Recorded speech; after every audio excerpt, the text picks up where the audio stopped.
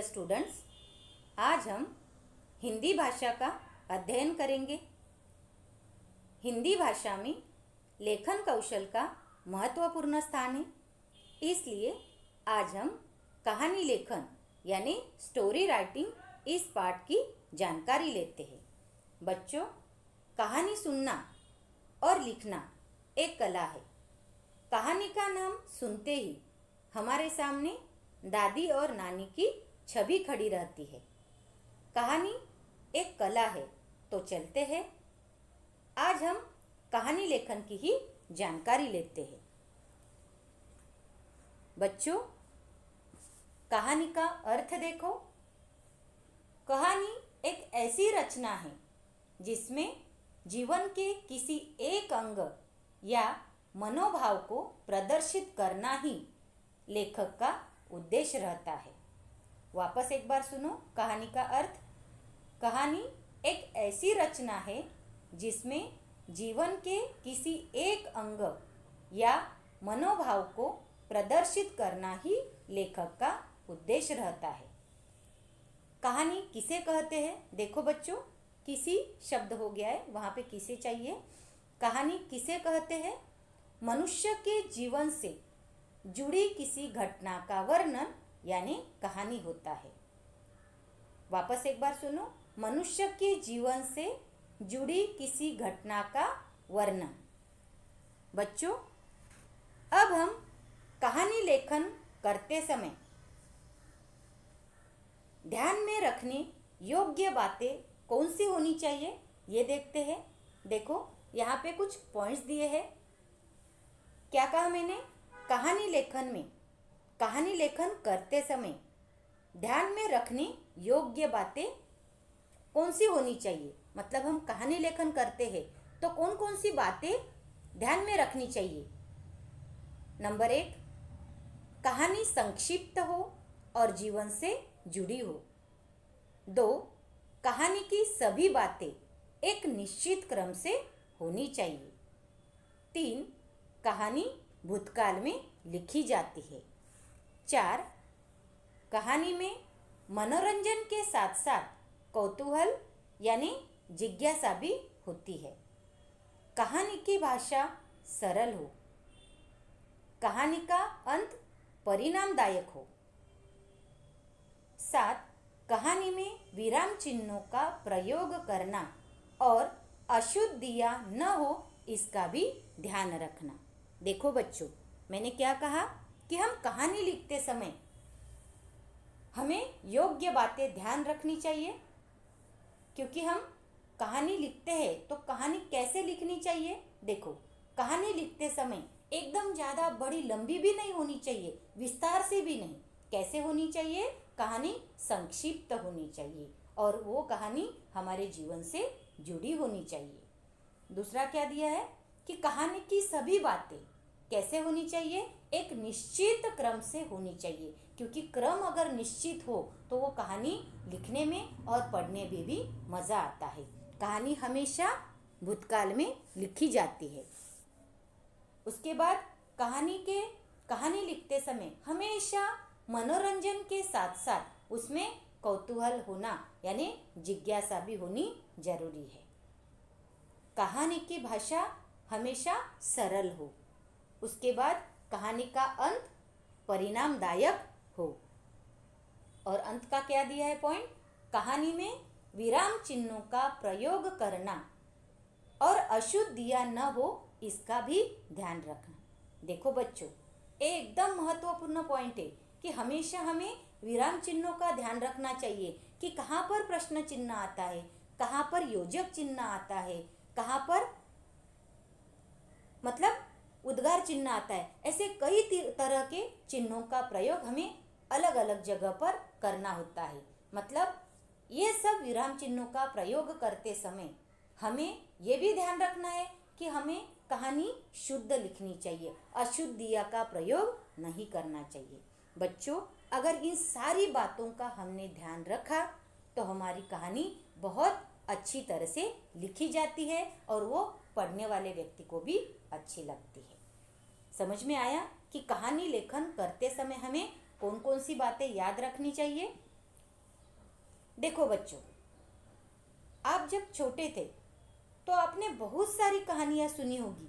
और हर एक व्यक्ति जब भी छोटी छोटी होती है तो वो हर एक व्यक्ति अपने दादी से और नानी से अलग अलग प्रकार की कहानियाँ सुनते हैं। तो आपने एक प्रकार की कहानी नहीं सुनी होगी, कई तरह की कहानी, जैसे मनोरंजन वाली कहानी, डरावनी कहानी, राजा रानी की कहानी, ज्ञान विज्ञान से जुड़ी हुई कहानी, और यात्रा वृत्तांत में बहुत सारे लोग यात्रा पर जाते हैं तो यात्रा वृत्तांत पर कुछ कहानियाँ सुनी होगी।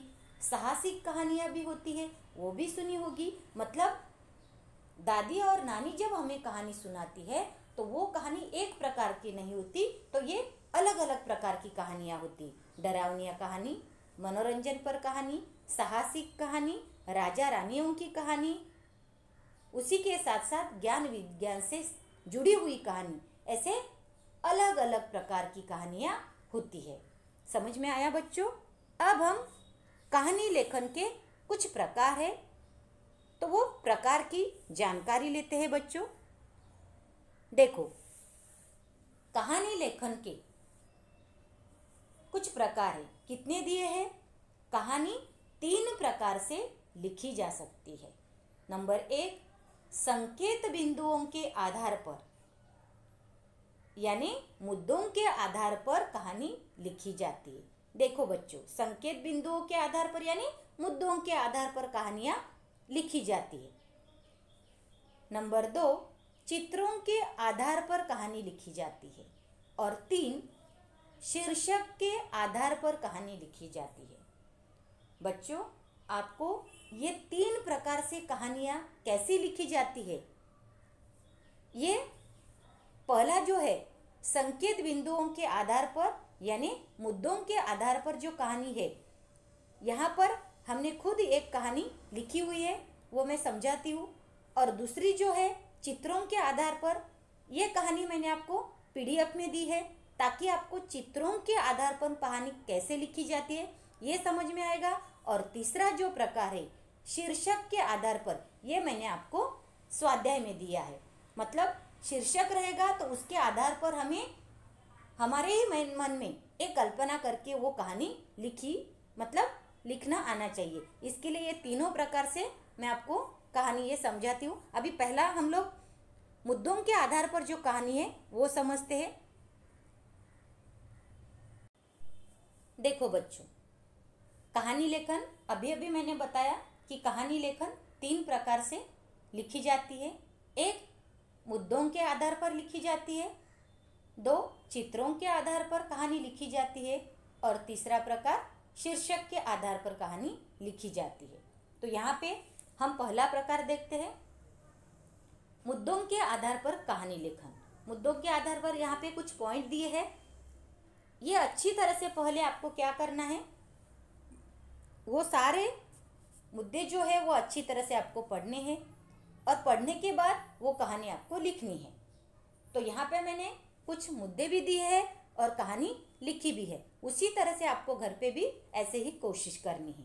तो देखो, गांव में मेला देखने वालों की भीड़, डैश, सड़क पर प्रवेश द्वार के बीचों बीच बड़ा सा पत्थर, डैश, पत्थर से टकराकर छोटे बड़ों का गिरना पड़ना, डैश, बहुत देर लड़के का देखना, डैश, लड़के द्वारा पत्थर हटाना, उसके नीचे चिट्ठी पाना, डैश, चिट्ठी में लिखा था, डैश, प्रश्न चिन्ह दिया है, पुरस्कार पाना, डैश, और सीख और शीर्षक आपको लिखना है।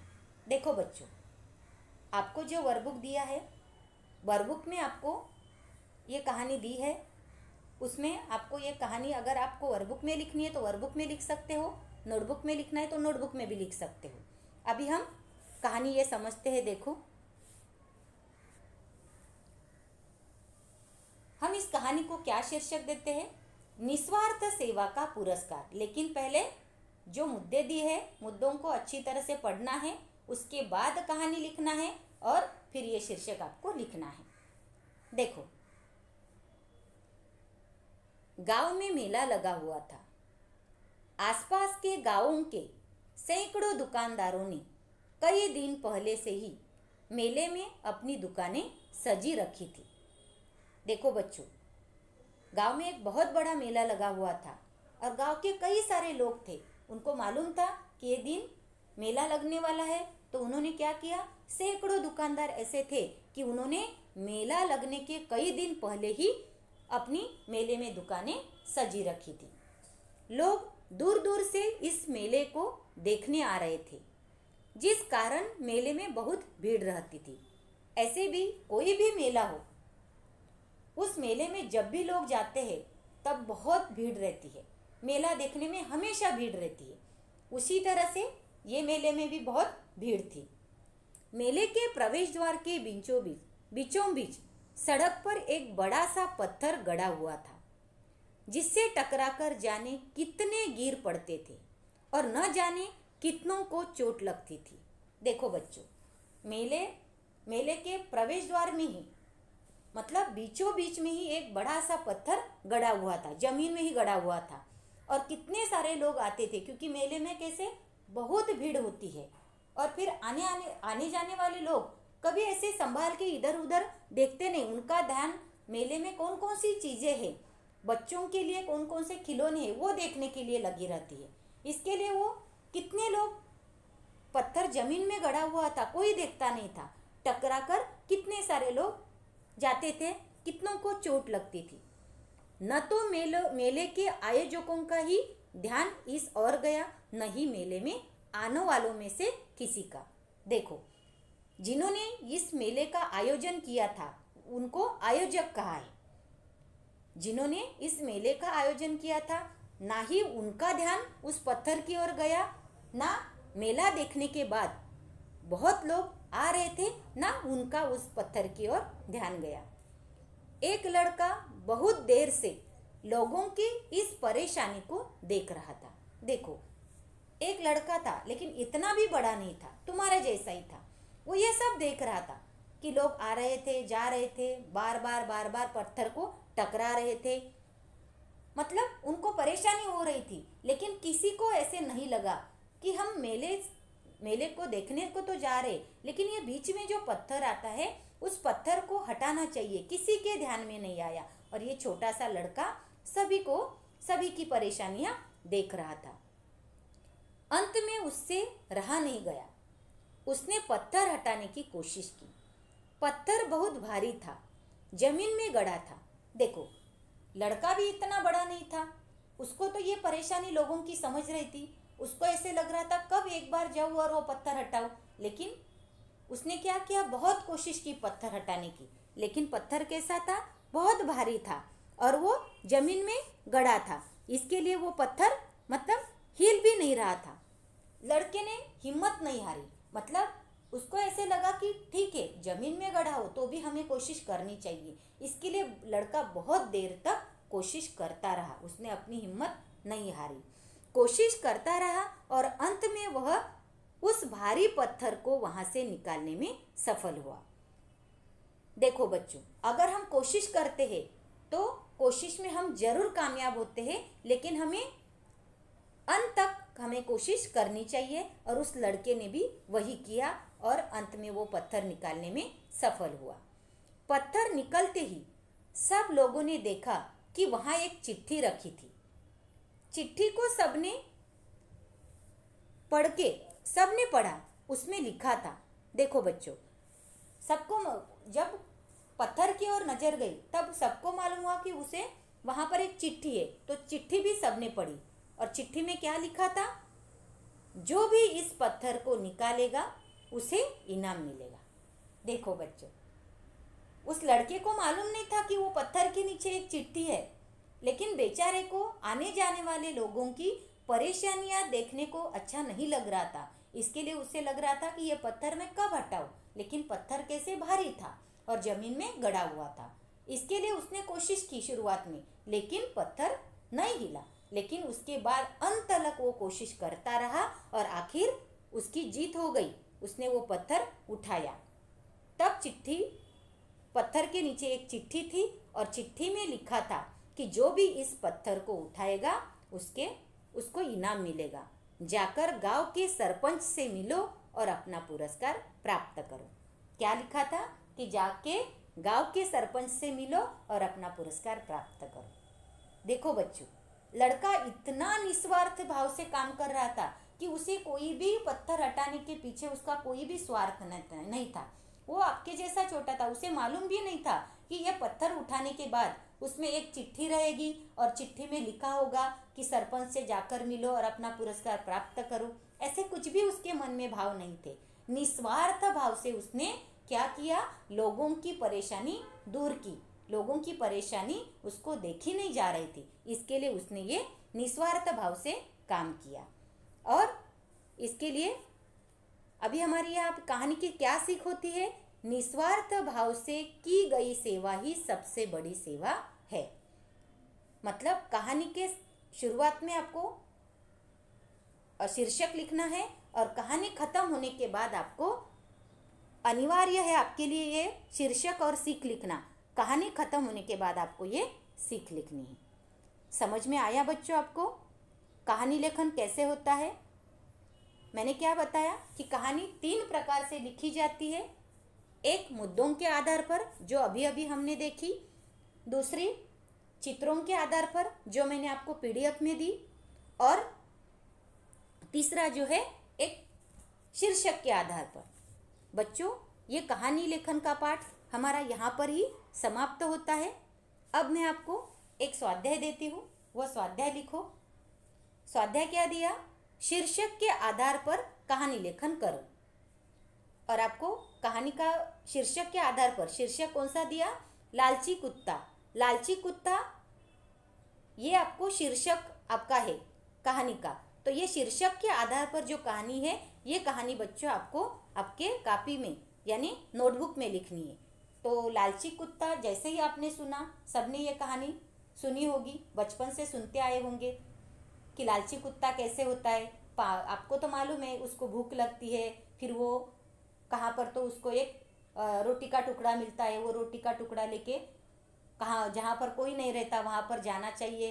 फिर वो एक पानी की जगह पर जाता है तो पानी की परछाई होती है। ये कहानी आपने सुनी होगी ना, वही कहानी आपको इस कहानी में लिखनी है, लालची कुत्ता। ये हो गया आपका शीर्षक का आधार पर कहानी लेखन। तो आपको ये कहानी नोटबुक में लिखनी है। समझ में आया? धन्यवाद।